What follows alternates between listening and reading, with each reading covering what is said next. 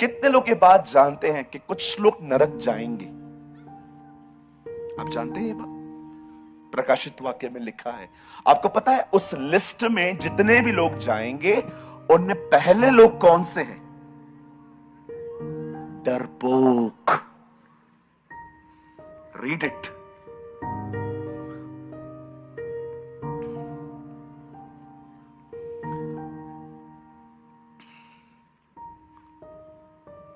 किसी से डरने की जरूरत नहीं है।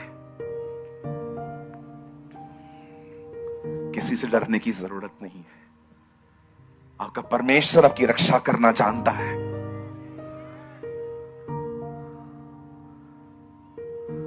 महाराष्ट्र में एक प्लेस है, उस प्लेस का नाम है लातूर। क्या नाम है? लातूर। आप जानते हो लातूर में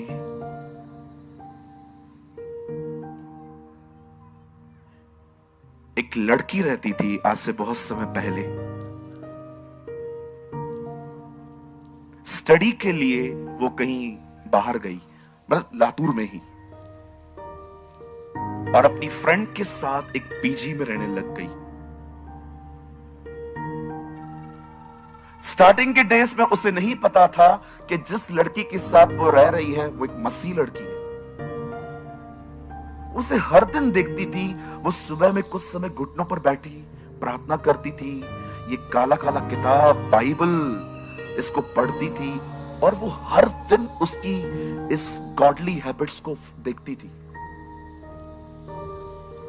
एक दिन इस बहन ने, जो उसके साथ रूम शेयरिंग में रहती थी, इसने उससे पूछा, बोला दीदी आप हर दिन इस बुक को पढ़ते हो, आप हर दिन मैं देखती हूं कि आप घुटनों पर बैठे रहते हो, आप क्या करते हो?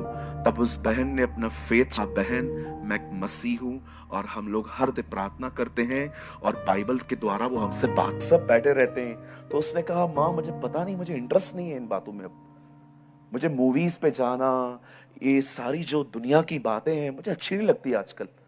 मैं बैठी हूं, मैं खुश हूं, मुझे कोई टेंशन नहीं है।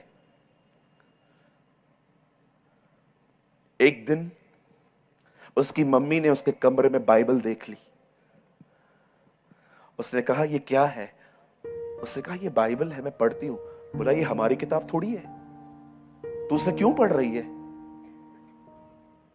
उसने कहा मम्मी इसमें ऐसी कोई बात ही नहीं है, इसमें तो साफ साफ लिखा गया है हमें हमें पेरेंट्स का ऑनर करना चाहिए, मैं इसकी वजह से ही आपसे तमीज से बात कर पाती हूं। बोला नहीं, ये नहीं पढ़ना। लेकिन उस लड़की ने अपनी मदर की बात नहीं मानी। वो कंटिन्यू बाइबल पढ़ती रही। हर रविवार को ट्रैवल करके वो चर्च जाती थी अपनी फ्रेंड के साथ। एक दिन उसके फैमिली उसकी इन बातों के कारण बहुत डिस्टर्ब हो गई और बहुत उस दिन उनके घर के अंदर बहुत झगड़ा हुआ, बहुत मुंहमारी हुई।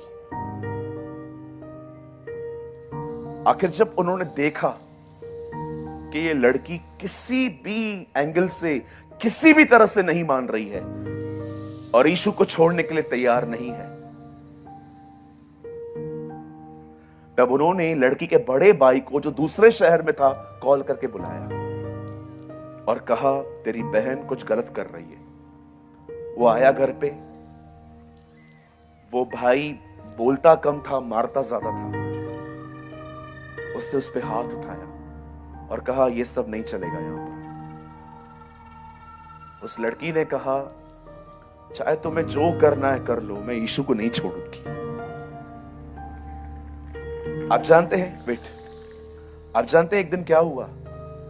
मुझे माफ कीजिए, बहनों की प्रेजेंस में मैं ये बात कह रहा हूं। एक दिन ऐसा कुछ हुआ जो बताते भी शर्म आती है। एक रात लेट नाइट 1:30-2 बजे उसके भाई ने एक ऐसी हरकत की जो सच में बोलने में शर्म आती है। उसके भाई ने उससे कहा तो यीशु को नहीं छोड़ेगी ना? बोला नहीं। उसके भाई ने उसे इतना मारा, और मारने के बाद उस भाई ने उसके तन पे सारे कपड़े उतार के उसे घर से निकाल दिया। ये लातूर की एक सत्य घटना है। और जब उन्होंने उसे निकाल दिया घर से, उसके तन पर एक कपड़ा नहीं था उस बेटी के बॉडी पे, और वो अपने घर से निकाल दी गई। पर आपको पता है, जहां वो रहती थी उसके घर के बिल्कुल पीछे वाले प्लेस पर उसकी एक दोस्त रहती थी जो एक विधवा थी, और वो भी मसीह में थी। वो वहां से निकलकर जैसे ही उस तरफ भागकर अपनी दोस्त के घर में जा रही थी, वहां पर खड़े होकर कुछ लोग कैरम खेल रहे थे, कुछ लड़के, और उन लड़कों ने उस लड़की को देख लिया। और जैसे ही उन लड़कों ने उस लड़की को देखा, वो उसके पीछे भागे। तब तक वो लड़की उस अपनी दोस्त के घर पे अंदर चली गई थी, और उन लड़कों ने नॉक किया, दरवाजा खटखटाया। वो विडो सिस्टर बाहर आई और उनसे पूछते हैं, क्या हुआ भाई लोग? उन लड़कों ने कहा, आंटी इस समय आपके घर पे एक लड़की आई है। वो कौन है बताओ? पहले उसने झूठ बोला, मैंने ये बायोग्राफी पढ़ी, झूठ बोला उन्होंने साफ साफ कहा यहां कोई नहीं आया है। उन्होंने कहा, आंटी आप क्यों झूठ बोल रहे हो? अभी तो हमने देखा एक लड़की आपके घर के अंदर आई है, आपने दरवाजा खोला। बोला नहीं, कोई नहीं आया है। पीछे से वो लड़की आ गई, अपने आप को शॉल ओढ़े हुए, और उनको बोलती है, क्या हुआ? तब वो लड़के कहते हैं, बहन आप कौन हो? उसने कहा, मैं एक फीमेल हूं, मैं बहन हूं, क्या हुआ आप लोगों को? बोलते नहीं नहीं, आप हो कौन? बोला आपके सामने खड़ी हूं, लड़की हूं। बोलते नहीं बहन, जब आप उस घर से निकले और इस घर में आए, आपके आसपास एक रोशनी थी, एक सफेद रोशनी थी। ये क्या था?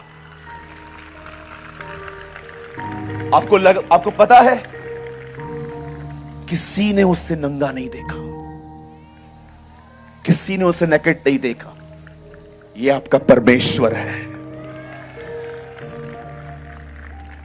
मैं आप में से हर एक को कहना चाहता हूं, आपको किसी से भी डरने की जरूरत नहीं है। जिसने हमें बुलाया है वो हमारी रक्षा करना जानता है। मैंने जब पहली बार ये गवाही सुनी थी ना, मैं रोया था। मैंने कहा, प्रभु हमारी सबसे बड़ी प्रॉब्लम पता है क्या है? हम तुझे ही नहीं जानते, इसीलिए हम कमजोर हैं आज। इसीलिए 11:32 दानियल कहता है, जो अपने परमेश्वर को जानते हैं वे बड़े सामर्थी होते हैं, वे सामर्थी होते हैं, वो कमजोर नहीं हो सकते। आप कमजोर हैं, आप जानते हो क्यों हैं? क्योंकि आप अपने परमेश्वर को नहीं जानते। आप सिर्फ प्रचारक पर निर्भर हैं कि प्रचारक जो कहता है बस वही है। कितने लोग हैं यहां पर मुझे बताइए, अपनी नींद खराब करके सुबह में आप घुटनों पर आते हैं, बाइबल पढ़ते हैं ताकि आप अपने परमेश्वर को जान पाए। मेरे भाइयों, मेरी बहनों, पाप क्षमा मुफ्त में होते हैं, परमेश्वर को जानने के लिए कीमत चुकानी पड़ती है। क्या कहा उन 5 कुंवारियों को दूल्हे ने जब वो उसके पास आती हैं? उन औरतों को क्या कहा गया? जाओ और तेल मोल ले लो। तेल को मोल लेना पड़ता है। परमेश्वर कभी सुस्त लोगों पर अपने आप को जाहिर नहीं करता। आप देखिए, यीशु के 12 चेले मेहनती थे, वो हार्ड वर्कर थे, वो पसीना बहाने वाले लोग थे। वो ऐसे किसी पेड़ के नीचे नहीं सोए हुए थे और यीशु ने उनको कहा, चलो कुछ काम नहीं है, मेरे पीछे चलो। वो सब काम धंधा करने वाले लोग थे। सबको कॉल उनके काम की जगह से आया था। आज की जनरेशन 12 बजे नींद से उठती है। कैसे परमेश्वर को जानेंगे आप अगर आप बलिदान करना नहीं जानते? क्या आपकी नींद से दोस्ती टूट गई? क्या अधिक खाने से आपकी दोस्ती टूट गई? क्या वो दोस्त जो प्रभु में नहीं है और आपको गुनाहों में ले जाते हैं, क्या आपने उनसे नाता खत्म किया? मेरे भाइयों, मेरी बहनों, आग वहीं गिरती है जहां बलिदान होता है। आग वहां आती है जहां बलिदान होता है। एलिया डर गया, और जब परमेश्वर ने देखा कि एलिया डर गया, परमेश्वर ने उसकी सेवकाई एक दूसरे व्यक्ति को दे दी। अब पढ़ के देखिए, एलिया ने अपनी सेवा पूरी नहीं की, परमेश्वर ने उसकी सेवकाई एलीशा को दे दी। अब एलीशा उसकी जगह पे आ गया। परमेश्वर कभी एक डरपोक व्यक्ति का उपयोग नहीं कर सकता। वो डरपोक को चर्च बुलाएगा ताकि वो डर से मुक्त हो, लेकिन वो कभी उस डरपोक को यहां नहीं बुला सकता। अगर आप एक सेवक हो तो आपको यह पता होना चाहिए, अगर आप एक प्रभु के दास हो, अगर आप उसकी संतान हो, आपको पता होना चाहिए कि आपका परमेश्वर कौन है।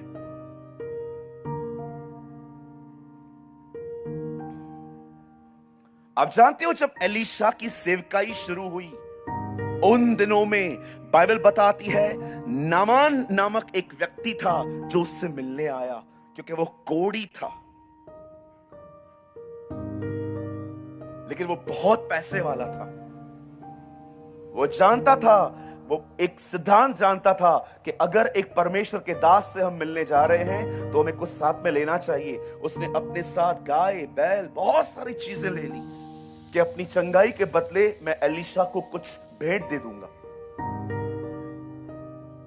जब वो एलीशा के दरवाजे पे पहुंचा, वचन कहता है एलीशा उससे नहीं मिला। एलीशा ने गहजी से कहा, जा इसे बोल कि यरदन नदी में 7 डुबकियां मारे और 7वीं डुबकी लगाने के बाद वो चंगा हो जाएगा।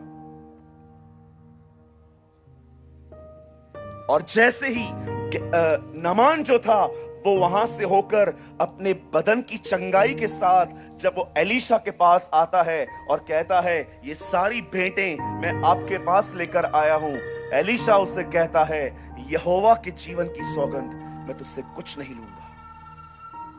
वो उसे वापस कर देता है, लेकिन वहां पर गहजी खड़ा था, उसे ये सब मुरक्ता लग रही थी। जैसे ही नामान थोड़ा आगे गया, एलीशा का सेवक गहजी उसके पीछे पीछे जाता है और उससे कहता है आप मुझे दे सकते हो, कुछ जरूरत है मुझे। और जैसे ही वो उन सारी चीजों को लेकर जो नामान उसके सामने लाया था वो लेकर, वचन कहता है वो अपने घर पे रख के आया और बिल्कुल सीधा खड़ा हो गया आके एलीशा के सामने, जैसे उसने कुछ किया ही नहीं है। लेकिन एलीशा अपनी आत्मा में स्ट्रॉन्ग व्यक्ति था। कई बार परमेश्वर मीलों दूर वाली बात उसे आत्मा में दिखा देता था। तब वो गहजी से पूछता है, गहजी कहां गए थे? और गहजी, मैं तो यहीं था, मैं तो इधर ही हूं। तब एलीशा उससे कहता है, क्या ये समय पैसा, रुपया, चांदी, सोना, भेड़, बकरी, जैतून लेने का है? अगर वो समय इन सारी चीजों को लेने का नहीं था तो वो समय किस बात का था? आप जानते, एलीशा अच्छे से जानता था कि एलिया का दुगना अभिषेक उसे मिला है। वो उसे यह समझाना चाह रहा था मेरा दुगना अभिषेक तुझे मिलने वाला था। जिस समय अभिषेक पाने के दिन थे, यह बंदा संसारी चीजों के पीछे भाग रहा था। मुझे ऐसा लगता है जैसे उन दिनों में गहजी परमेश्वर के समय को नहीं पहचान पाया, आज की पीढ़ी भी उस समय को नहीं पहचान पा रही है जो परमेश्वर करना चाहता है। मैं आपसे पूछना चाहता हूं रांची के लोगों, क्या आप जानते हो यह किसकी सीजन है? परमेश्वर क्या करना चाहता है? उन दिनों में एलिया की सेवकाई एलीशा को मिली, एलिया का अभिषेक एलीशा को मिला और उसका अभिषेक गहजी को मिलना था। आप जानते हो वो दिन दुगना हिस्सा लेने के थे। आपको पता है आज कौन से दिन है? आज वो दिन चालू है जब परमेश्वर अपनी दुल्हन को तैयार करना चाहता है, अपने लोगों को तैयार करना चाहता है। लेकिन आज मैं आपको बड़े दुख के साथ कहना चाहता हूं, आज कलीसिया दुल्हन की तरह नहीं बन रही है, उल्टा संसारी बन रही है। वो चर्च आते हैं लेकिन उनके इनर इंटरेस्ट कुछ और हैं। आज मैं आपसे पूछना चाहता हूं, यहां पर जितने भी लोग हैं, मैं जानता हूं आपको मेरा संदेश शायद कम अच्छा लगेगा, लेकिन मैं आपको सच कहता हूं, आप मुझे पसंद करें या न करें, मुझे इससे कोई फर्क नहीं पड़ता। सत्य तो सत्य है। I don't care. मैं आपसे पूछना चाहता हूं, जैसे वो उन दिनों में गेहजी नहीं समझ पाया कि ये किस बात का समय चालू है, आपको पता है इन दिनों में कौन सा समय चालू है? परमेश्वर क्या करना चाहता है? मेरे भाइयों, मेरी बहनों, मैं आप में से हर एक को बताना चाहता हूं, ये समय है जब परमेश्वर बहुत जल्द अपनी दुल्हन को लेने बादलों पर आएगा, और उससे पहले वो आज अपनी दुल्हन को तैयार कर रहा है। मैं आपसे पूछना चाहता हूं, कहीं ऐसा तो नहीं है कि गेहजी दुगना अभिषेक के दिनों में दुनिया के पीछे था, पर आप इन दिनों में उसकी दुल्हन नहीं बन रहे हैं, उल्टा आप संसारी बन रहे हैं? भले ही हो सकता है कि आप में से हर व्यक्ति हर रविवार को चर्च जाता है, लेकिन मैं आपसे पूछना चाहता हूं, क्या आप भीतर से परमेश्वर के करीब हैं? हर व्यक्ति, जरूरी नहीं है कि जो यीशु का नाम लेता है वो अंदर से भी उसके करीब है। यीशु ने फरीसियों को देखकर कहा, देखो ये मुंह से मेरा आदर करते हैं पर इनके दिल मुझसे दूर होते हैं। आज मैं आपसे पूछना चाहता हूं, यहां पर जितने भी लोग हैं, क्या आप उसकी दुल्हन बन रहे हैं? क्या आप उस दुआ पे पहुंचे हैं जब यूहन्ना कहता है, आ मैं तैयार हूं? मेरे भाइयों, मेरी बहनों, यह समय मोबाइल यूज करने का नहीं है। यह समय सिर्फ चिट चैट करने का नहीं है। ये चीजें आचार की तरह होनी चाहिए। मिले तो भी धन्यवाद, न मिले तो भी ठीक है। ये समय पैसों के पीछे भागने का नहीं है। खुदा जो दे उसका शुक्र है, न दे तो भी शुक्र है। जानते हो ये कौन सा समय है कि हम उसकी दुल्हन बने? This is a season of bride. क्या लगता है आपको पवित्र आत्मा क्यों आया है? आप में से बहुतों को लगता है पवित्र आत्मा सिर्फ और सिर्फ हमें यहां पर गिराने के लिए आया है, उठाने के लिए आया है। क्या आप जानते हो, बाइबल बताती है तुम्हें पवित्र आत्मा देने के लिए उसे अपनी जिंदगी देनी पड़ेगी। पढ़ के देखिए, तीतुस में एक ट्रांसलेशन में लिखा गया है, यीशु पृथ्वी पर इस्राएल को पवित्र आत्मा देने आया। हिंदी में लिखा है उसी ने अपना आत्मा दिया, लेकिन एक ट्रांसलेशन में लिखा है वो पृथ्वी पर अपने लोगों को पवित्र आत्मा देने आया ताकि उसके लोग उसकी दुल्हन बन सके। जानते हो दुल्हन कैसी होनी चाहिए? दुल्हन कैसी होनी चाहिए? पवित्र आत्मा आपको बाहर से नहीं सजाएगा, वो आपको भीतर से सजाएगा, वो आपको भीतर से बनाएगा। वो यीशु की जिंदगी आप में अंदर देने आया है।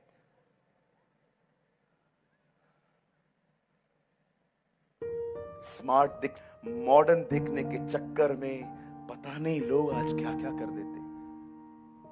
मैं स्मार्ट दिखूं, मैं मॉडर्न दिखूं, उसके चक्कर में पता नहीं लोग क्या क्या कर रहे हैं आज।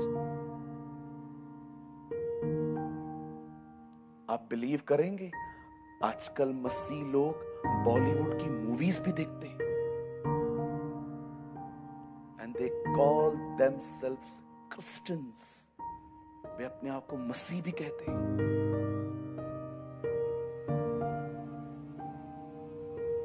सारा दिन ध्यान सेल्फीज पर है, फोटो निकालने हैं, सोशल साइट्स पे डालने हैं, कमेंट्स एंजॉय करने हैं। अरे कभी कभार आप डालते हो तो उसमें कोई बुराई नहीं है।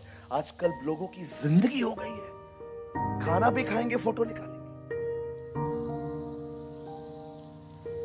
धन्यवाद, आप मुझे सब कुछ देते हैं, लेकिन आज मैं जान गया हूं यह दुल्हन बनने के दिन है।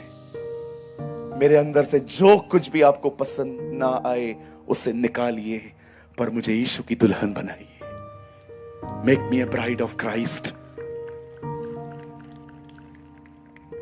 बहुत थोड़ा समय रह गया है, तैयारी करिए। आपको पता है मुझे कभी कभी क्या लगता है, शायद हम कल भी न मिल पाए, आज रात को वो आ जाए। हम इतने करीब हैं। मेरी एक अंग्रेजी बाइबल में लिखा है, हे मेरे बालकों। हिंदी में लिखा है, हे मेरे बालकों, तुम जानते हो उसका आना निकट है। मेरे एक ट्रांसलेशन में लिखा है, हे मेरे बालकों, तुम जानते हो उसके आने में मात्र 1 घंटा बचा है। 2000 साल पहले यूहन्ना अपनी किताब में लिखता है, उसके आने में 1 घंटा बचा है। और आज मैं भाई सूरज प्रेमानी आपको बताना चाहता हूं, अब उसके आने में 1 मिनट बचा है। बहुत जल्द वो हमारे बीच में आएगा। कहां हैं आप इन दिनों में? क्या आप उसके सामने एक समर्पित जिंदगी जी रहे हैं? क्या आपने खुदा से कहा, खुदा मैं भले ही तेरे पीछे चलता हूं, लेकिन मेरा दिल है ना बहुत सारी बातों पे लगा हुआ है, मेरा मन बहुत बटा हुआ है। खुदा, मुझे ऐसा लग रहा है कि मैं तेरे पास हूं, फिर भी मैं भटका हुआ हूं। मैं आपको सच कहता हूं, मैं कोई पवित्र नहीं हूं, लेकिन मैं हर दिन अपना दिल खुदा के सामने खोलता हूं। मैं कई बार परमेश्वर से कहता हूं, प्रभु मुझे माफ कीजिए, इतने साल हो गए हैं मुझे आपको जाने हुए, पर मुझे ऐसा लगता है कि मैं आज भी आपको वैसे नहीं जान पा रहा जैसे मुझे जानना चाहिए। आप में से यहां पर बहुत लोग हैं, मैं अपनी आत्मा में जानता हूं, यहां पर बहुत सारे लोग हैं जो समय और ऋतुओं को नहीं पहचानते। ये समय है दुल्हन के तैयार होने के, और आपको एक ही व्यक्ति तैयार कर सकता है, पवित्र आत्मा, ओनली द होली स्पिरिट। सिर्फ वही आपको तैयार कर सकता है। इससे पहले कि मैं बंद करूं,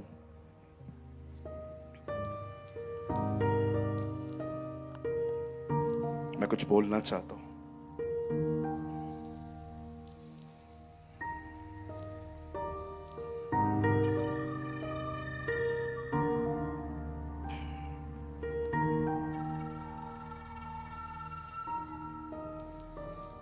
आप में से यहां पर बहुत लोग हैं, परमेश्वर आपके जीवन जीने के तरीकों से खुश नहीं है। Even some are leaders are here, यहां पर कुछ सेवक भी हैं। God is not happy the way of your living. मेरे भाइयों, मेरी बहनों, यह मत समझिए कि एक वार्निंग है, ये उसका प्यार है, ये उसका प्यार है। वो आप में से किसी को नहीं खोना चाहता, इसीलिए वो आज आपको कहता है, लौटा लौटा लौटा। मैं सेकंड टाइम आप में से हर एक को कहना चाहता हूं, आप में से यहां बहुत लोग हैं जिनके परमेश्वर जीने के तरीकों से खुश नहीं है।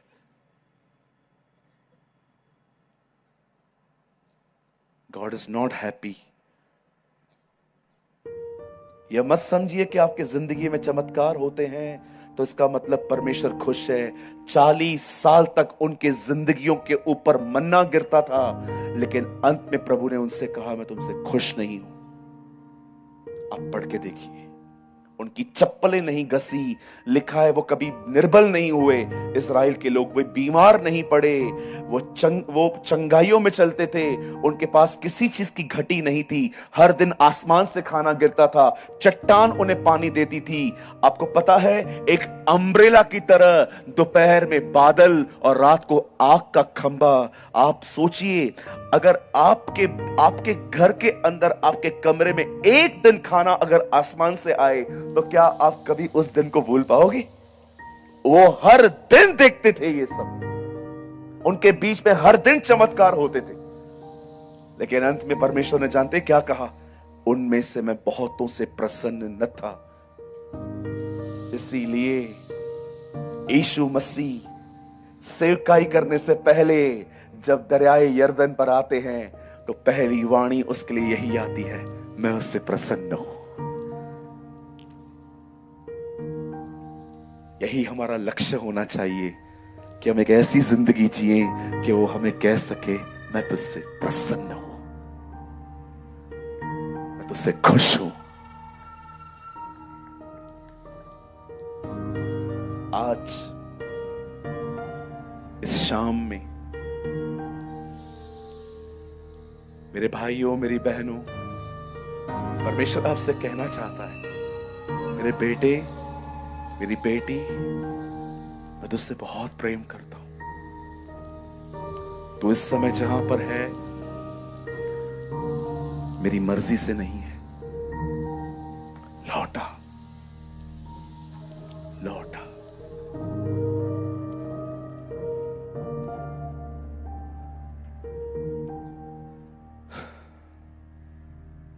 बहुत जल्द वो आएगा। मैंने सुबह एक बात कही थी, जो लोग नहीं आए थे मैं उनके लिए भी कहता हूं, सुन लीजिए, आपके फायदे की बात है। मैं भले ही प्रचार करता हूं, पर मैंने कभी महसूस नहीं किया कि मैं एक प्रचारक हूं। आप जानते हो एक्चुअली मैं क्या बोलता हूं अपने प्रचारों में? मैं कभी ज्यादा प्रचार करने के पीछे माथाफोड़ी नहीं करता, ये बोलूंगा, ये बोलूंगा, ये बोलूंगा। मैं सिर्फ आपको वो बताता हूं जिस तरह से मैं खुद तैयार हो रहा हूं, दैट्स इट। मैं इसी तरह तैयार हो रहा हूं और मुझे परमेश्वर ने कहा है, अपनी तैयारी को बता।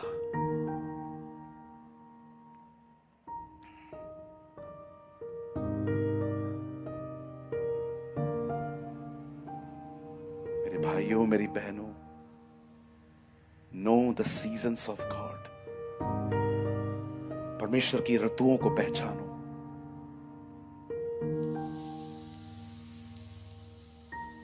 नंबर बताने से आपकी कोई उन्नति नहीं होने वाली। मैं आपको आपके मोबाइल का नंबर बताऊं, क्या मिलेगा आपको? दिखाइए मुझे बाइबल में कोई भविष्यवक्ता जो लोगों का नंबर बताया करता था कि तू, तेरा घर ये है, तू ये घर है, तेरा ये घर है, तेरा ये घर है। आप पढ़ के देखिए, बाइबल का हर भविष्यवक्ता एक ही बात बोलता था, इज़राइल को लौट आओ, लौट आओ, ताकि तुम्हारे पाप मिटाए जाएं।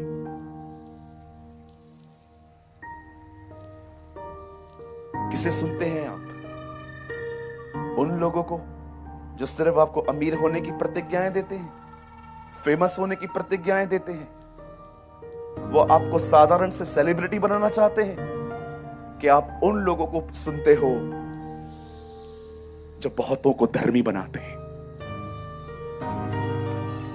पढ़ के देखिए, दानियल में लिखा गया है, अंत के दिनों में वो आकाश के नाई चमकेंगे जो शिक्षा देते हैं, जो बहुतों को धर्मी बनाते हैं।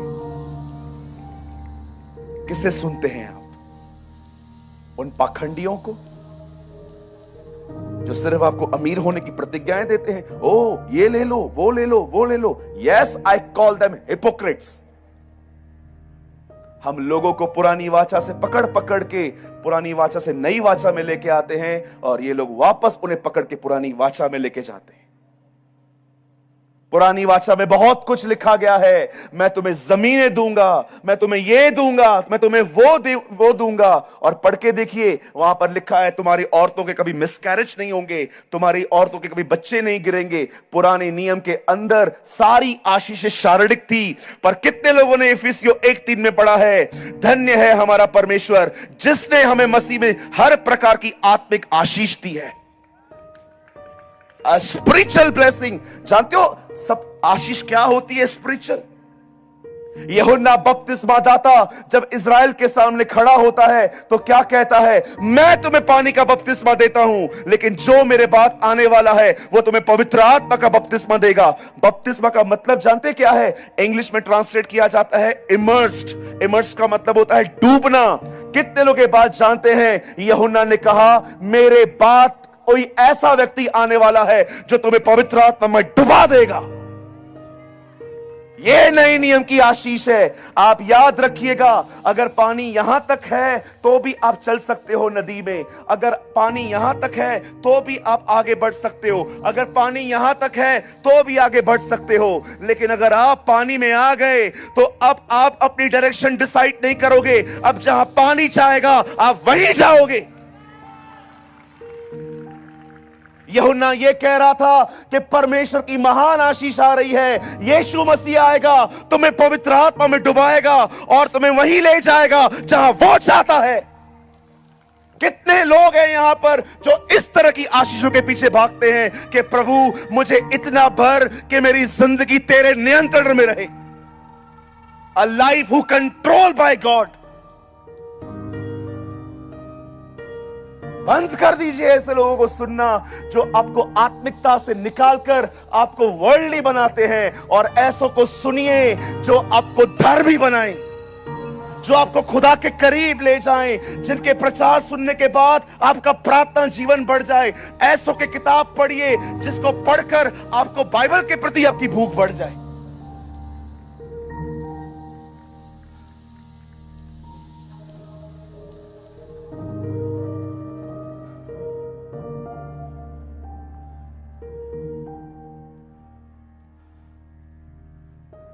यीशु बोल के गया, क्या बोलते रहते हैं हम लोग नॉनसेंस बातें। धन्य है हमारा परमेश्वर, पौलुस कहता है, जिसने हमें मसीह में हर प्रकार की आत्मिक आशीष दी, शारीरिक नहीं। यूहन्ना तक ये बात जान गया था, इसीलिए वो अपने प्रचारों में कहता है, देखो वो राज्य जा रहा है, स्वर्ग का राज्य आ रहा है। स्वर्ग का राज्य, जहां पर तुम्हें स्वर्गीय बातें मिलेंगी। मैं चंगाइयों के खिलाफ नहीं हूं भैया, मैं गरीबी के पक्ष में नहीं हूं। मैं खुद लोगों को कहता हूं कि आप ब्लेस्ड रहे, आशीषित रहे, कभी बीमारी आपको न छुए, आपके पास इतना हो कि आप अपने घर के अच्छे प्रबंधक बने। लेकिन आज बहुत से लोग जो आत्मा के बारे में लिखा है उसके बारे में बात ही नहीं करते, वो सिर्फ शारीरिक बातें करते हैं। अरे ये बंदा कल मर गया, कहां जाएगा?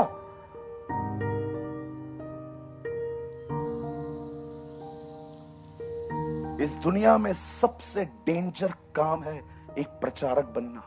मैं आपको मजाक नहीं कर रहा हूं। इसलिए याकूब कहता है, तुम जानते हो हम शिक्षकों का न्याय और कड़ाई से होगा, क्योंकि हम बोलने में चूक जाते हैं। Brother, if you are a pastor, दीदी, अगर आप प्रीच करते हैं, प्रीच केयरफुली,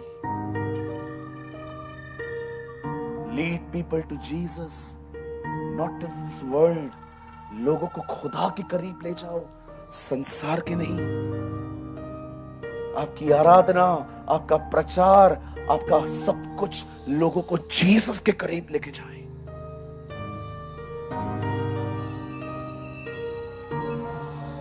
उसने मसीह में हमें सब प्रकार की आत्मिक आशीषें दी है।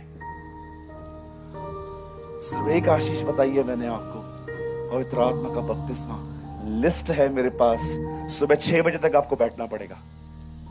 बैठेंगे?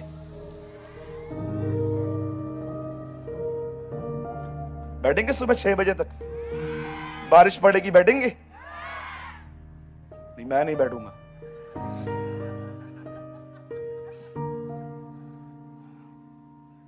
ये दुल्हन के संवरने के दिन है।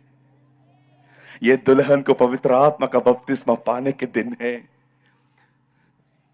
ये कलीसिया को आत्मा में डूबने के दिन है। मेरे भाइयों, मेरी बहनों, मैं आप में से हर एक को कहना चाहता हूं, लौट आइए। यीशु ने खून बहाया ताकि हम नई वाचा में आ पाए। इसीलिए प्रभु भोज के समय उसने कहा, यह लहू मेरी नई वाचा का लहू है। मैं ये खून इसलिए बहाता हूं ताकि तुम पुरानी वाचाओं से निकल के नई वाचा में आ सको, जहां पर तुम्हें आत्मिक आशीषें मिलेंगी।